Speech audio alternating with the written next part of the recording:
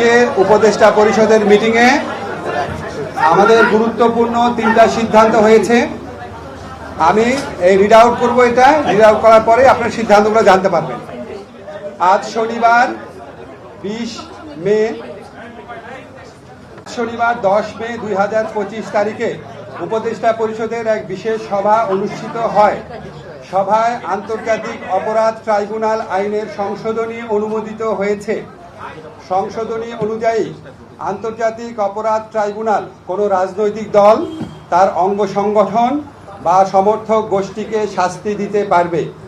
উপদেষ্টা পরিষদের বৈঠকে আন্তর্জাতিক অপরাধ ট্রাইব্যুনালে বাংলাদেশের আওয়ামী লীগ ও তার নেতাদের বিচার কার্য সম্পন্ন না হওয়া পর্যন্ত দেশের নিরাপত্তা ও সার্বভৌমত্ব রক্ষা, জুলাই আন্দোলনের নেতাকর্মীদের নিরাপত্তা এবং আন্তর্জাতিক অপরাধ ট্রাইব্যুনালের বাদী ও সাক্ষীদের সুরক্ষার জন্য সন্ত্রাস বিরোধী আইনের অধীনে সাইবার স্পেস সহ আওয়ামী লীগের যাবতীয় কার্যক্রম নিষিদ্ধ করার সিদ্ধান্ত গ্রহণ করা হয়েছে। এ বিষয়ে প্রয়োজনীয় পরিপত্র পরবর্তী কর্মদিবসে জারি করা হবে। এর পাশাপাশি আজকের উপদেষ্টা পরিষদের বৈঠকে জুলাই ঘোষণাপত্র আগামী 30 কার্যদিবসের মধ্যে চূড়ান্ত করে প্রকাশ করার সিদ্ধান্ত গৃহীত হয়েছে। ধন্যবাদ।